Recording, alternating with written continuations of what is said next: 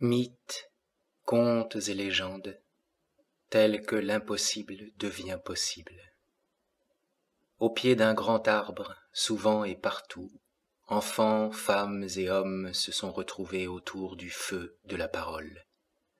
Nulle origine situable ne semble sourdre de ces contes, de ces légendes, venant de toutes les contrées, avec leurs langues et leurs coutumes. Auprès de l'arbre majestueux, le scribe, le conteur et poète enchantaient l'alentour au son d'Il était une fois.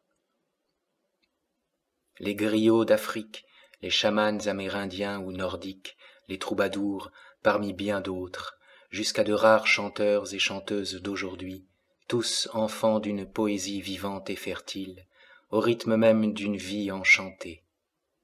Noblesse à l'origine de nos temps à l'agonie, noblesse grande qui nous féconde.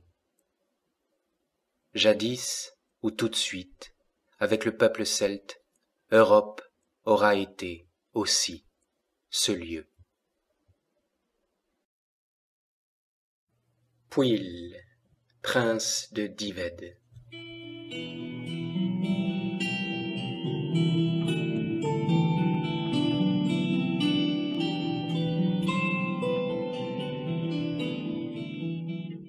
Ici commence le Mabinogi.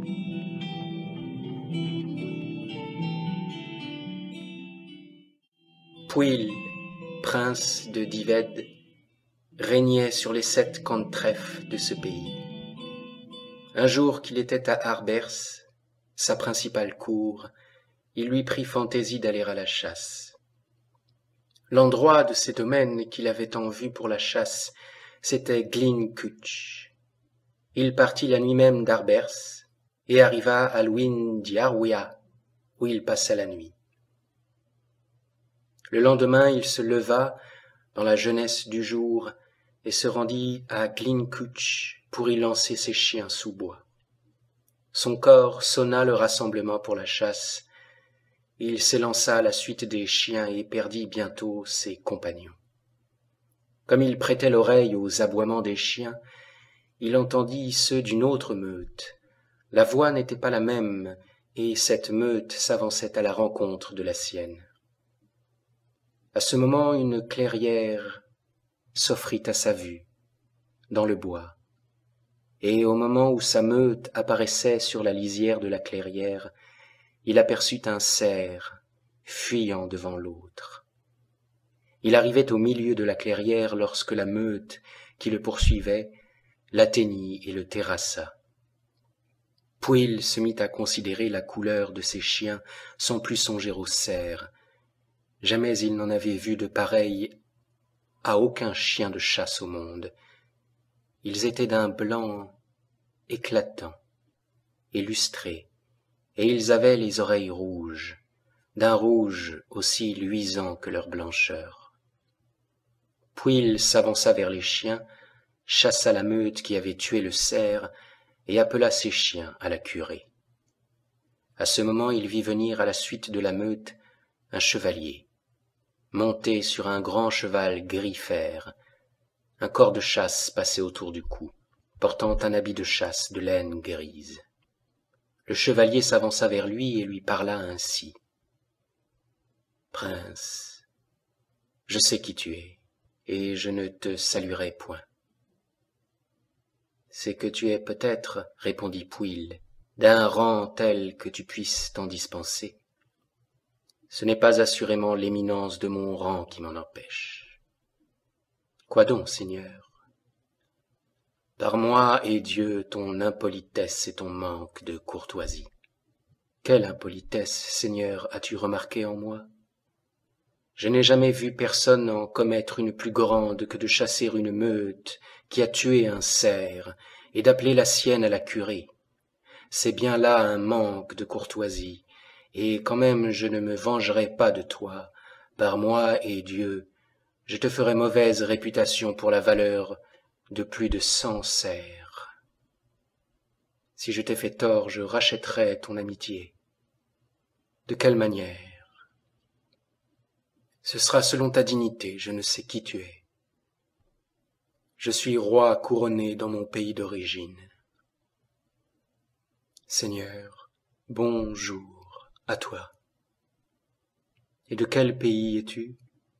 d'Anvin, je suis Araun, roi d'Anvin. De quelle façon, Seigneur, obtiendrai-je ton amitié? Voici, il y a quelqu'un dont les domaines sont juste en face des miens et qui me fait continuellement la guerre. C'est Afghan, roi d'Anvin. Si tu me débarrasses de ce fléau, et tu le pourras facilement, tu obtiendras sans peine mon amitié. Je le ferai volontiers. Indique-moi comment j'y arriverai. Voici comment. Je vais lier avec toi confraternité intime. Je te mettrai à ma place, en Anvin. Je te donnerai pour dormir avec toi chaque nuit la femme la plus belle que tu aies jamais vue. Tu auras ma figure et mon aspect, si bien qu'il n'y aura ni valet de la chambre, ni officier, ni personne, parmi ceux qui m'ont jamais suivi, qui se doutent que ce n'est pas moi. Et cela jusqu'à la fin de cette année, à partir de demain. Notre entrevue aura lieu alors dans cet endroit-ci. Bien, mais même après avoir passé 1 an là-bas, d'après quelles indications pourrais-je me rencontrer avec l'homme que tu dis? La rencontre entre lui et moi est fixée à 1 an ce soir, sur le gué. Sois-y sous mes traits, donne-lui un seul coup, et il n'y survivra pas. Il t'en demandera un second, mais ne le donne pas, en dépit de ses supplications. Moi, j'avais beau le frapper, le lendemain il se battait avec moi de plus belle. Bien, mais que ferais-je pour mes états? Je pourvoirai, dit Aravn, à ce qu'il n'y ait dans tes états ni homme ni femme qui puisse soupçonner que c'est moi qui aurais pris tes traits. J'irai à ta place. Volontiers, je pars donc. Ton voyage se fera sans difficulté, rien ne te fera obstacle jusqu'à ce que tu arrives dans mes états. Je serai ton guide. Il conduisit Pwyll jusqu'en vue de la cour et des habitations. Je remets, dit-il, entre tes mains ma cour et mes domaines. Entre, il n'y a personne qui hésite à te reconnaître. À la façon dont tu verras le service se faire, tu apprendras les manières de la cour. Lost and weary with company, I love and shall until I die. Pwyll se rendit à la cour. Il y aperçut des chambres à coucher, des salles, des appartements avec les décorations les plus belles qu'on pût voir dans une maison. Aussitôt qu'il entra dans la salle, des écuyers et de jeunes valets accoururent pour le désarmer. Chacun d'eux le saluait en arrivant. 2 chevaliers vinrent le débarrasser de son habit de chasse et le revêtir d'un habit d'or, de brocart. La salle fut préparée. Il vit entrer la famille, la suite, la troupe la plus belle et la mieux équipée qui se fût jamais vue, et avec eux la reine, la plus belle femme du monde, vêtue d'un habit d'or, de brocart lustré. Après s'être lavés, ils se mirent à table. La reine d'un côté de Pwyll, le comte, à ce qu'il supposait, de l'autre. Il commença à causer avec la reine et il jugea à sa conversation que c'était bien la femme la plus avisée, au caractère et au langage le plus noble qu'il eût jamais vu. Ils eurent à souhait mets, boissons, musique, compotation. C'était bien de toutes les cours qu'il avait vues au monde, la mieux pourvue de nourriture, de boissons, de vaisselle d'or et de bijoux royaux. Lorsque le moment du sommeil fut arrivé, la reine et lui allèrent se coucher. Aussitôt qu'ils furent au lit, il lui tourna le dos et resta le visage fixé vers le bord du lit, sans lui dire un seul mot jusqu'au matin. Le lendemain, il n'y eut entre eux que gaieté et aimable conversation. Mais quelle que fût leur affection pendant le jour, il ne se comporta pas une seule nuit jusqu'à la fin de l'année autrement que la première. Il passa le temps en chasse, chants, festins, relations aimables, conversations avec ses compagnons, jusqu'à la nuit fixée pour la rencontre. Cette rencontre, il n'y avait pas un homme, même dans les parages les plus éloignés du royaume, qui ne l'eût présente à l'esprit. Il s'y rendit avec les gentilshommes de ses domaines. Aussitôt son arrivée, un chevalier se leva et parla ainsi. « Noble, écoutez-moi bien. C'est entre les deux rois qu'est cette rencontre, entre leurs deux corps seulement. Chacun d'eux réclame à l'autre terre et domaine. Vous pouvez tous rester tranquilles, à la condition de laisser l'affaire se régler entre eux deux. » Aussitôt les deux rois s'approchèrent l'un de l'autre vers le milieu du gué et en vinrent aux mains. Au premier choc, le remplaçant d'Aravn atteignit Afghan au milieu de la boucle de l'écu si bien qu'il le fendit en deux, brisa l'armure et lança Afghan à terre de toute la longueur de son bras et de sa lance par-dessus la croupe de son cheval, mortellement blessé. « Ah, prince !» s'écria Afghan, « quel droit avais-tu à ma mort? Je ne te réclamais rien, tu n'avais pas de motif à ma connaissance pour me tuer. Au nom de Dieu, puisque tu as commencé, achève-moi. » « Prince, répondit-il, il se peut que je me repente de ce que je t'ai fait. Cherche qui te tue. Pour moi, je ne te tuerai pas. Mes nobles fidèles, emportez-moi d'ici, c'en est fait de moi, je ne suis plus en état d'assurer plus longtemps votre sort. Mes nobles, dit le remplaçant d'Aravn, faites-vous renseigner et sachez quels doivent être mes vassaux. Seigneur, répondirent les nobles, tous ici doivent l'être. Il n'y a plus d'autre roi, surtout Anvin, que toi. Eh bien, il est juste d'accueillir ceux qui se montreront sujets, soumis, pour ceux qui ne viendront pas faire leur soumission, qu'on les y oblige, par la force des armes. Il reçut aussitôt l'hommage des vassaux et commença à prendre possession du pays vers le milieu du jour. Le lendemain, les deux royaumes étaient en son pouvoir. Il partit ensuite pour le lieu du rendez-vous et se rendit à Gleancuch. Il y trouva Aravn, qui l'attendait.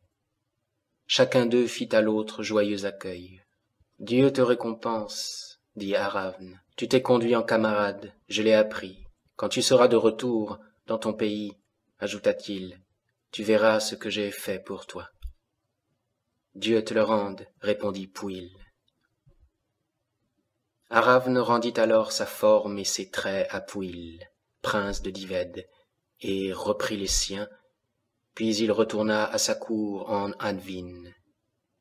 Il fut heureux de se retrouver avec ses gens et sa famille qu'il n'avait pas vus depuis un long temps. Pour eux, il n'avait pas senti son absence, et son arrivée ne parut pas, cette fois, plus extraordinaire que de coutume. Il passa la journée dans la gaieté, la joie, le repos et les conversations avec sa femme et ses nobles. Quand le moment leur parut venu de dormir plutôt que de boire, ils allèrent se coucher. Le roi se mit au lit et sa femme alla le rejoindre. Après quelques moments d'entretien, il se livra avec elle au plaisir de l'amour. Comme elle n'y était plus habituée depuis un an, elle se mit à réfléchir. « Dieu, dit-elle, comment se fait-il qu'il ait eu cette nuit des sentiments autres que toutes les autres nuits depuis un an maintenant ?» Elle resta longtemps songeuse. Sur ces entrefaites, il se réveilla. Il lui adressa une première fois la parole, puis une seconde, puis une troisième, sans obtenir de réponse. « Pourquoi, dit-il, ne me réponds-tu pas ?»« Je t'en dirai, répondit-elle, plus que je n'en ai dit en pareil lieu depuis un an. »« Comment? Nous nous sommes entretenus de bien des choses. Honte à moi, si, il y aura eu un an hier soir, à partir de l'instant où nous nous trouvions dans les plis de ces draps de lit, il y eut entre nous jeux et entretiens, si tu as même tourné ton visage vers moi, sans parler, à plus forte raison, de choses plus importantes. Lui aussi devint songeur. En vérité, Seigneur Dieu, s'écria-t-il, il n'y a pas d'amitié plus solide et plus constante que celle du compagnon que j'ai trouvé. Puis il dit à sa femme, « Princesse, ne m'accuse pas, par moi et Dieu, je n'ai pas dormi avec toi, je ne me suis pas étendu à tes côtés depuis 1 an hier soir. » Et il lui raconta son aventure. « J'en atteste Dieu, dit-elle, tu as mis la main sur un ami solide, et dans les combats, et dans les épreuves du corps, et dans la fidélité qu'il t'a gardée. Princesse, c'était justement à quoi je réfléchissais lorsque je me suis tue vis-à-vis de toi. Ce n'était donc pas étonnant, répondit-elle. Pwyll, prince de Dyved, retourna aussi dans ses domaines et son pays. Il commença par demander à ses nobles ce qu'ils pensaient de son gouvernement cette année-là en comparaison des autres années. « Seigneur, répondirent-ils, jamais tu n'as montré autant de courtoisie, jamais tu n'as été plus aimable, jamais tu n'as dépensé avec tant de facilité ton bien, jamais ton administration n'a été meilleure que cette année. » « Par moi et Dieu, s'écria-t-il, il est vraiment juste que vous en témoigniez votre reconnaissance à l'homme que vous avez eu au milieu de vous. Voici l'aventure telle qu'elle s'est passée. » Et il la leur raconta tout au long. « En vérité, Seigneur, dirent-ils, Dieu soit béni de t'avoir procuré pareille amitié. Le gouvernement que nous avons eu cette année, tu ne nous le reprendras pas? Non, par moi et Dieu, autant qu'il sera en mon pouvoir. » À partir de ce moment, ils s'appliquèrent à consolider leur amitié. Ils s'envoyèrent chevaux, chiens de chasse, faucons, tous les objets précieux que chacun d'eux croyait propres à faire plaisir à l'autre. À la suite de son séjour en Annvin, comme il y avait gouverné avec tant de succès et réuni en un les 2 royaumes le même jour, la qualification de prince de Dyved pour Pwyll fut laissée de côté, et on ne l'appela plus désormais que Pwyll, chef d'Annvin.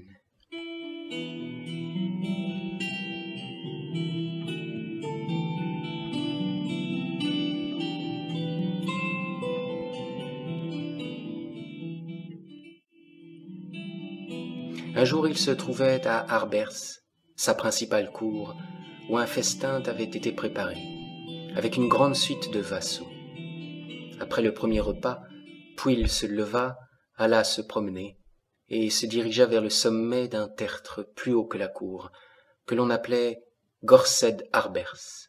« Seigneur, lui dit quelqu'un de la cour, le privilège de ce tertre, c'est que tout noble qui s'y assoit ne s'en aille pas sans avoir reçu des coups et des blessures, ou avoir vu un prodige. »« Les coups et les blessures, répondit-il, je ne les crains pas au milieu d'une pareille troupe.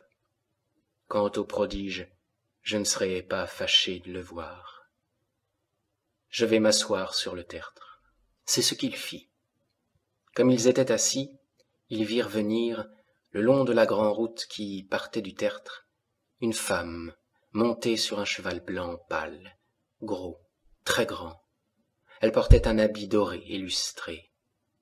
Le cheval paraissait à tous les spectateurs s'avancer d'un pas lent et égal. Il arriva à la hauteur du tertre. « Homme, dit Pwyll, y a-t-il parmi vous quelqu'un qui connaisse cette femme à cheval là-bas ?»« Personne, Seigneur, répondirent-ils. »« Que quelqu'un aille à sa rencontre sur la route pour savoir qui elle est. » Un d'eux se leva avec empressement et se porta à sa rencontre, mais quand elle arriva devant elle sur la route, elle le dépassa. Il se mit à la poursuivre de son pas le plus rapide, mais plus il se hâtait, plus elle se trouvait loin de lui. Voyant qu'il ne lui servait pas de la poursuivre, il retourna auprès de Pwyll et lui dit « Seigneur, il est inutile à n'importe quel homme à pied au monde de la poursuivre. »« Eh bien, répondit Pwyll, va à la cour, prends le cheval le plus rapide que tu y verras, et pars à sa suite. » Le valet alla chercher le cheval et partit.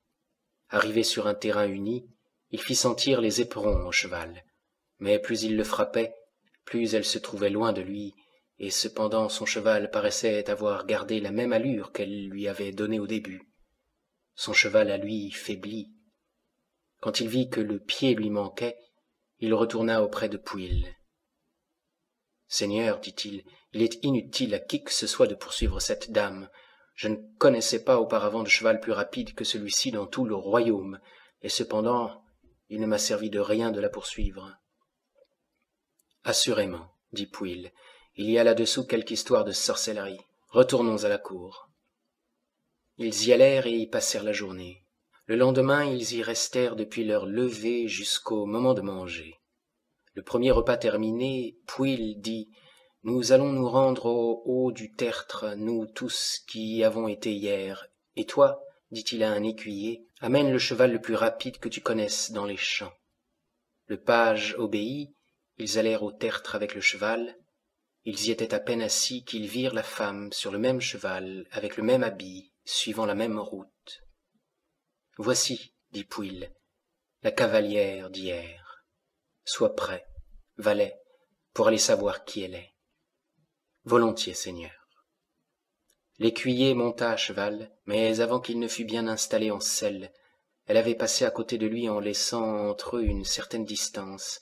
Elle ne semblait pas se presser plus que le jour précédent. Il mit son cheval au trot, pensant que quelque tranquille que fût son allure, il l'atteindrait.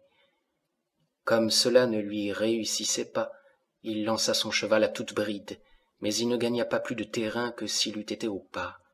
Plus il frappait le cheval, plus elle se trouvait loin de lui, et cependant elle ne semblait pas aller d'une allure plus rapide qu'auparavant. Voyant que sa poursuite était sans résultat, il retourna auprès de Pwyll. « Seigneur, le cheval ne peut pas faire plus que ce que tu lui as vu faire. »« Je vois, répondit-il, qu'il ne sert à personne de la poursuivre. Par moi et Dieu, elle doit avoir une mission pour quelqu'un de cette plaine, mais elle ne se donne pas le temps de l'exposer. Retournons à la cour. » Ils y allèrent et y passèrent la nuit, ayant à souhait musique et boissons. Le lendemain, ils passèrent le temps en divertissement jusqu'au moment du repas. Le repas terminé, Pwyll dit « Où est la troupe avec laquelle j'ai été hier et avant-hier au haut du tertre ?»« Nous voici, seigneur, répondirent-ils. Allons nous y asseoir. »« Et toi, dit-il à son écuyer, selle bien mon cheval, va vite avec lui sur la route et apporte mes éperons. » Le serviteur le fit. Ils se rendirent au tertre. Ils y étaient à peine depuis un moment qu'ils virent la cavalière venir par la même route, dans le même attirail, et s'avançant de la même allure. « Valet, dit Pwyll, je vois venir la cavalière, donne-moi mon cheval. » Il n'était pas plus tôt en selle qu'elle l'avait déjà dépassé. Il tourna bride après elle, et lâcha les rênes à son cheval impétueux et fougueux, persuadé qu'il allait l'atteindre au deuxième ou troisième bond. Il ne se trouva pas plus près d'elle qu'auparavant. Il lança son cheval de toute sa vitesse. Voyant qu'il ne lui servait pas de la poursuivre, Pwyll s'écria « Jeune fille, pour l'amour de l'homme que tu aimes le plus, attends-moi. »« Volontiers, dit-elle. Il eût mieux valu pour le cheval que tu eusses fait cette demande il y a déjà quelque temps. » La jeune fille s'arrêta et attendit. Elle rejeta la partie de son voile qui lui couvrait le visage, fixa ses regards sur lui et commença à s'entretenir avec lui. « Princesse, dit Pwyll, d'où viens-tu et pourquoi voyages-tu ?»« Pour mes propres affaires, répondit-elle, et je suis heureuse de te voir. Sois la bienvenue. » Aux yeux de Pwyll, le visage de toutes les pucelles ou femmes qu'il avait vues n'était d'aucun charme à côté du sien. « Princesse, ajouta-t-il, me diras-tu un mot de tes affaires ?»« Oui, par moi et Dieu, répondit-elle, ma principale affaire était de chercher à te voir. Voilà bien, pour moi, la meilleure affaire pour laquelle tu puisses venir. Me diras-tu qui tu es ? Prince, je suis Rhiannon, fille de Evedhen. On veut me donner à quelqu'un malgré moi. Je n'ai voulu d'aucun homme, et cela par amour pour toi, et je ne voudrais jamais de personne, à moins que tu ne me repousses. C'est pour avoir ta réponse à ce sujet que je suis venu. Par moi et Dieu, la voici. Si on me donnait à choisir entre toutes les femmes et les pucelles du monde, c'est toi que je choisirais. Eh bien, si telle est ta volonté, fixe-moi un rendez-vous avant qu'on ne me donne à un autre. Le plus tôt sera le mieux. Fixe-le à l'endroit que tu voudras. Eh bien, Seigneur, dans un an, ce soir, un festin sera préparé par mes soins, en vue de ton arrivée, dans la cour d'Éved. Volontiers, j'y serai au jour dit. Reste en bonne santé, Seigneur, et souviens-toi de ta promesse. Je m'en vais. Ils se séparèrent.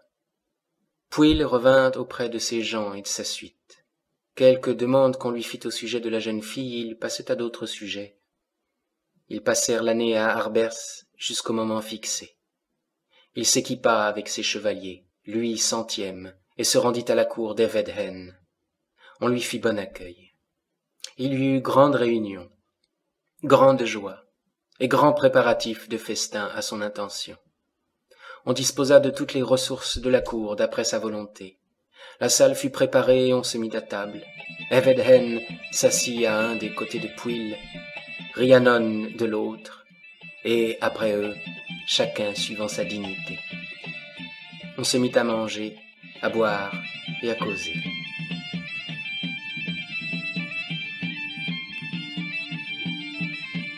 Après avoir fini de manger, au moment où on commençait à boire, on vit entrer un grand jeune homme brun, à l'air princier, vêtu de brocart. De l'entrée de la salle, il adressa son salut à Pwyll et à ses compagnons. « Dieu te bénisse, mon âme, dit Pwyll. Viens t'asseoir. »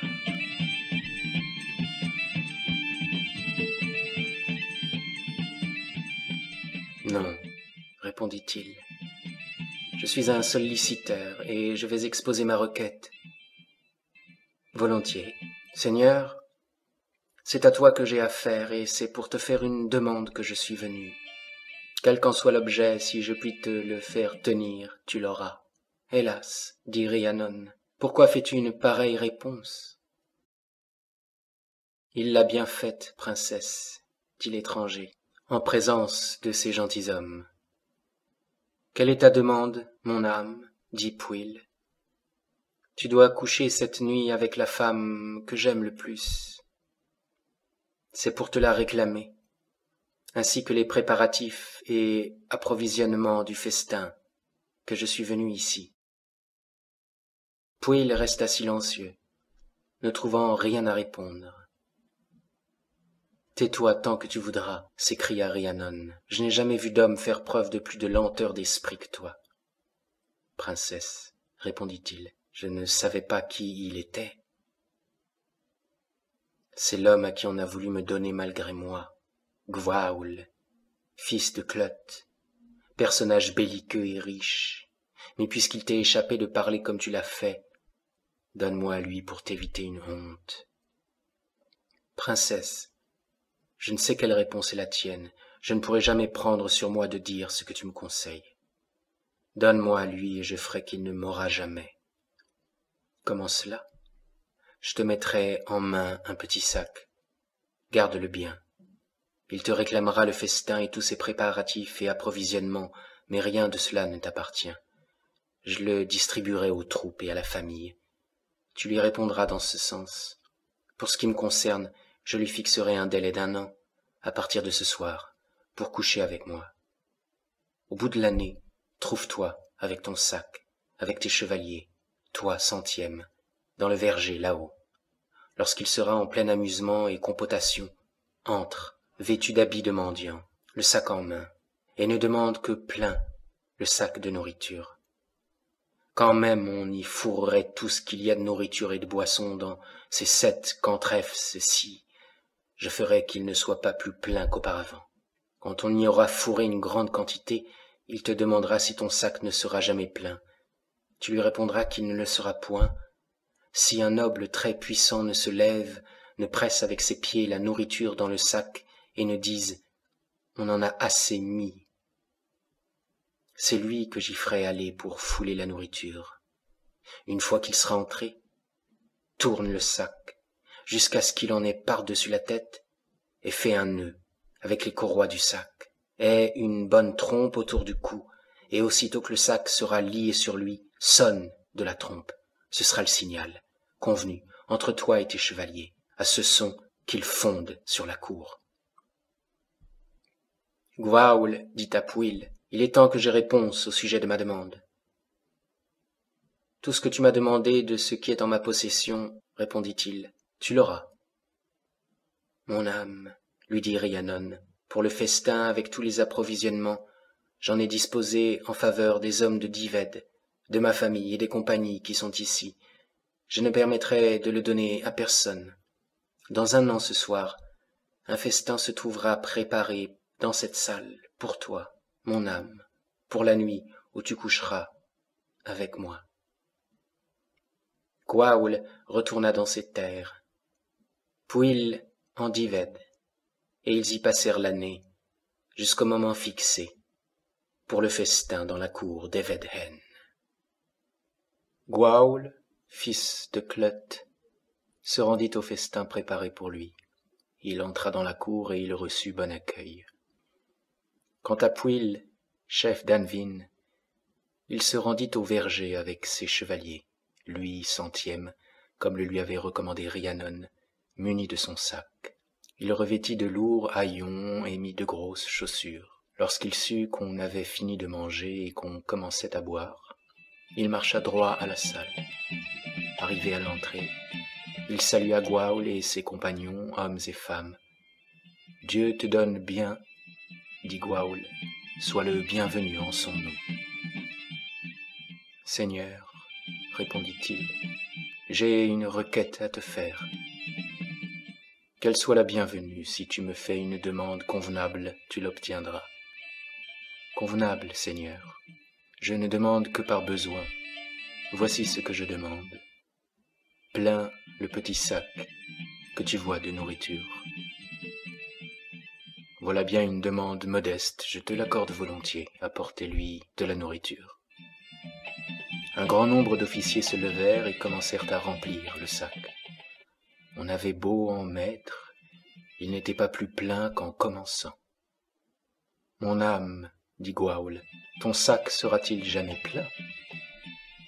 Il ne le sera jamais par moi et Dieu, quoi que l'on y mette, à moins qu'un maître de terre, de domaine et de vassaux ne se lève, ne presse la nourriture avec ses 2 pieds dans le sac et ne dise « On en a mis assez. » Champion, dit Rhiannon à Gwawl, fils de Clut, lève-toi vite.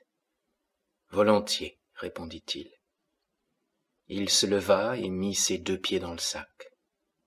Pwyll tourna le sac si bien que Gwawl en eut par-dessus la tête et rapidement il ferma le sac, le noua avec les courroies et sonna du corps. Les gens de sa maison envahirent la cour, saisirent tous ceux qui étaient venus avec Gwawl et l'exposèrent lui-même dans sa propre prison, le sac. Pwyll rejeta les haillons, les grosses chaussures et toute sa grossière défroque. Chacun de ces gens en entrant donnait un coup sur le sac en disant « Qu'y a-t-il là-dedans » ? « Un blaireau, répondaient les autres. Le jeu consiste à donner un coup sur le sac, soit avec le pied, soit avec une trique. Ainsi firent-ils le jeu du sac. Chacun en entrant demandait « Quel jeu faites-vous là ?»« Le jeu du blaireau dans le sac, répondait-il. Et c'est ainsi que se fit pour la première fois le jeu du blaireau dans le sac.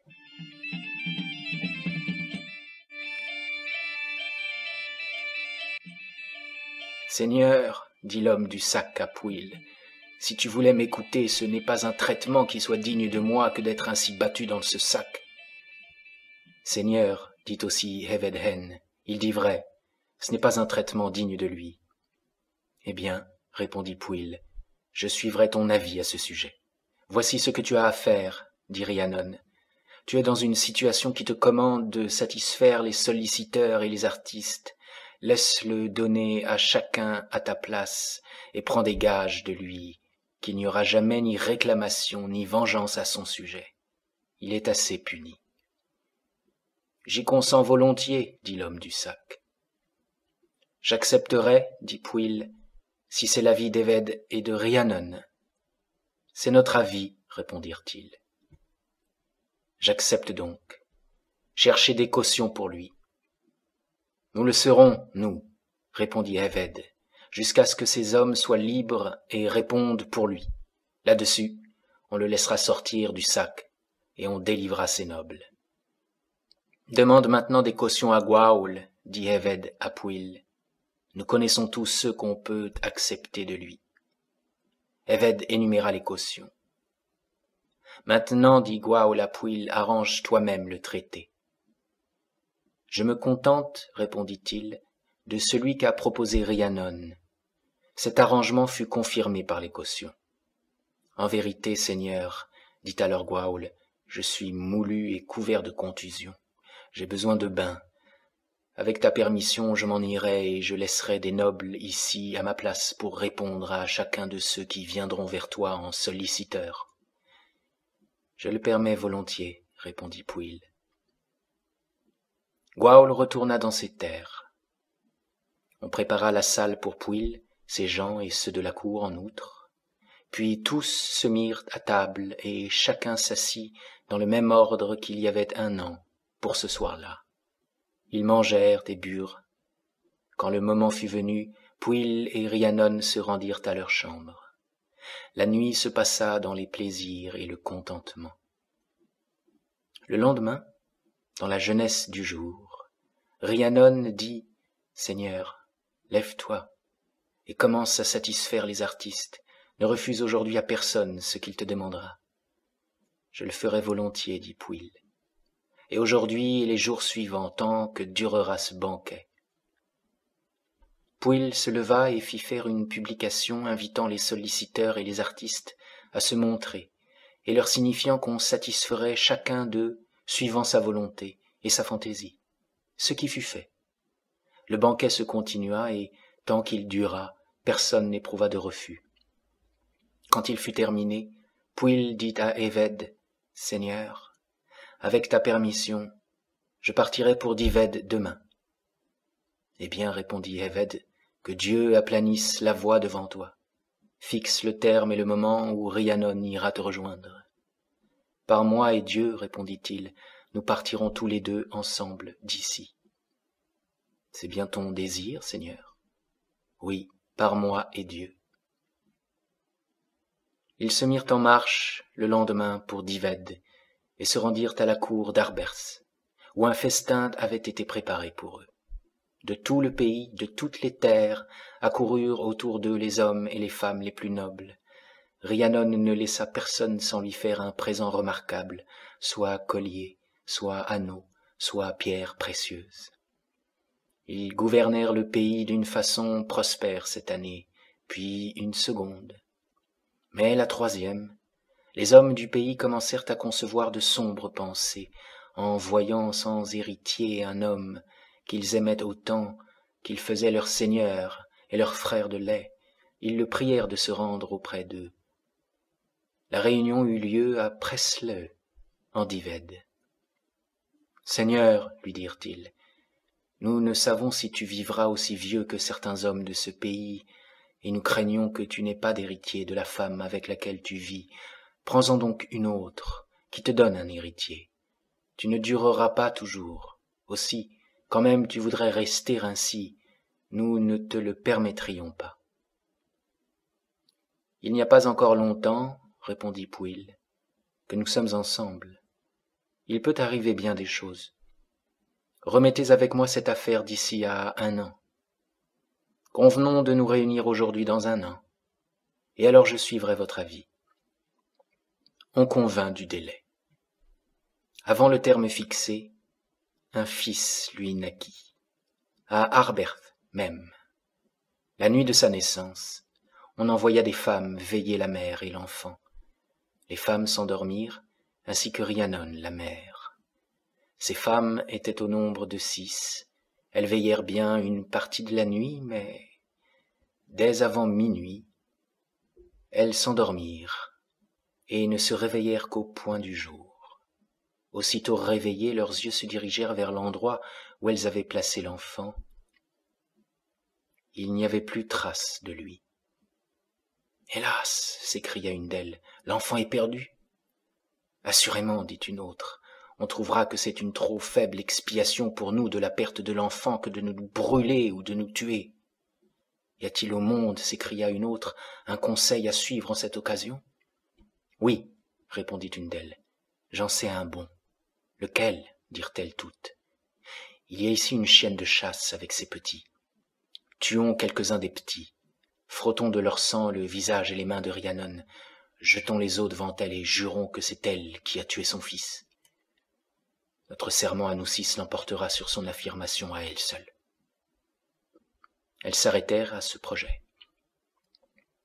Vers le jour, Rhiannon s'éveilla et dit « Femme, où est mon fils ?»« Princesse, ne nous demande pas ton fils, nous ne sommes que plaies et contusions après notre lutte contre toi.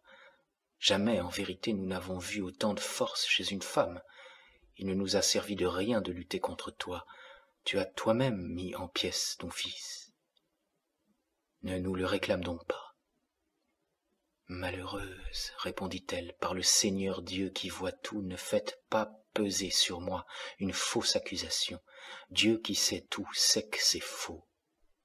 Si vous avez peur, j'en atteste Dieu, je vous protégerai. » Assurément, s'écrièrent-elles, nous ne nous exposerons pas nous-mêmes à mal pour personne au monde. Malheureuse, mais vous n'aurez aucun mal en disant la vérité. En dépit de tout ce qu'elle put leur dire de beau et d'attendrissant, elle n'obtint d'elle que la même réponse. À ce moment, Pwyll se leva, ainsi que sa troupe et toute sa maison. On ne put lui cacher le malheur. La nouvelle s'en répandit par le pays. Tous les nobles l'apprirent. Ils se réunirent et envoyèrent des messagers à Pwyll pour lui demander de se séparer de sa femme après un forfait aussi horrible. Pwyll leur fit cette réponse.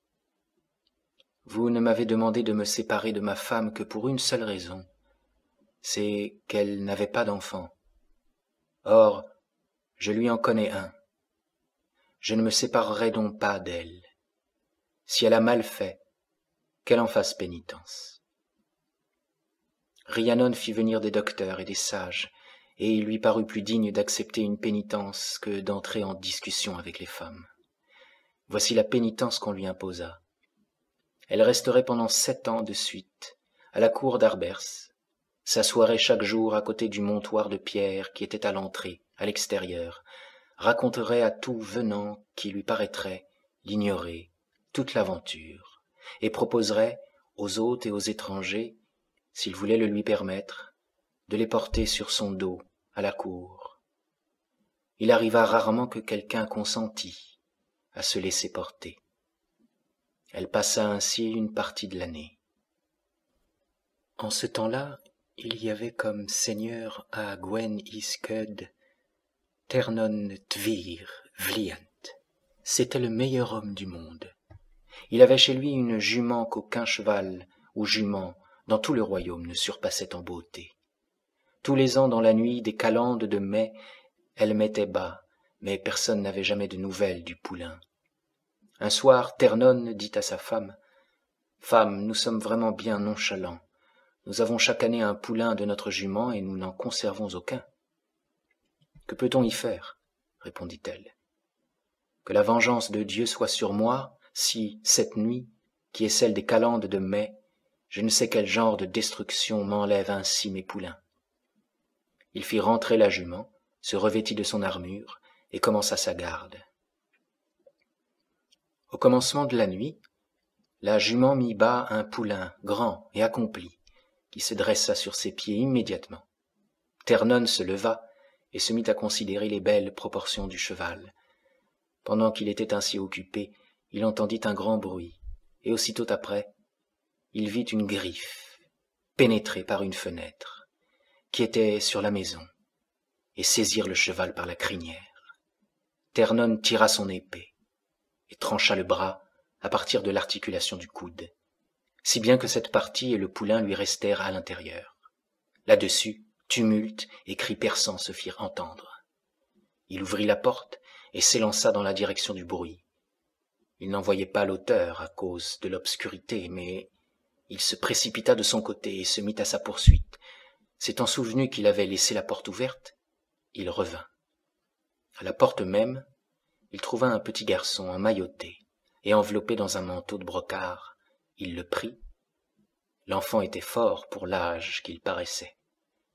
Il ferma la porte et se rendit à la chambre où était sa femme. « Dame, dit-il, dors-tu » ?« Non, Seigneur, je dormais, et je me suis réveillé quand tu es entré. »« Voici pour toi un fils, dit-il, si tu veux en avoir un qui n'a jamais été à toi. »« Seigneur, qu'est-ce que cette aventure ? Voici. » Et il lui raconta toute l'histoire. « Eh bien, Seigneur, dit-elle, quelle sorte d'habit a-t-il ? » ?»« Un manteau de brocart, répondit-il. »« C'est un fils de gentilhomme. Nous trouverions en lui distraction et consolation si tu voulais. Je ferais venir des femmes, et je leur dirais que je suis enceinte. »« Je suis de ton avis à ce sujet, répondit Ternon. Ainsi firent-ils. Ils firent administrer à l'enfant le baptême alors en usage, et on lui donna le nom de Gruy Walt Eurin, aux cheveux d'or, parce que tout ce qu'il avait de cheveux sur la tête était aussi jaune que de l'or. On le nourrit à la cour jusqu'à ce qu'il eût 1 an. Au bout de l'année, il marchait d'un pas solide. Il était plus développé qu'un enfant de 3 ans, grand et gros. Au bout d'une seconde année d'éducation, il était aussi gros qu'un enfant de 6 ans. Avant la fin de la 4e année, il cherchait à gagner les valets des chevaux pour qu'ils le laissassent les conduire à l'abreuvoir. « Seigneur, dit alors la dame à Ternon, où est le poulain que tu as sauvé la nuit où tu as trouvé l'enfant ?»« Je l'ai confié aux valets des chevaux, répondit-il, en leur recommandant de bien veiller sur lui. Ne ferais-tu pas bien, Seigneur, de le faire dompter et de le donner à l'enfant, puisque c'est la nuit même où tu l'as trouvé que le poulain est né et que tu l'as sauvé? Je n'irai pas là contre. Je t'autorise à le lui donner. Dieu te le rende. Je le lui donnerai donc. » On donna le cheval à l'enfant. La dame se rendit auprès des valets d'écurie et des écuyers pour leur recommander de veiller sur le cheval et de faire qu'il fût bien dressé pour le moment où l'enfant irait chevaucher, avec ordre de la renseigner à son sujet. Au milieu de ces occupations, ils entendirent de surprenantes nouvelles au sujet de Rhiannon et de sa pénitence. Ternon, à cause de la trouvaille qu'il avait faite, prêta l'oreille à cette histoire et s'en informa incessamment, jusqu'à ce qu'il eût entendu souvent les nombreuses personnes qui fréquentaient la cour plaindre Rhiannon pour sa triste aventure et sa pénitence. Ternon y réfléchit.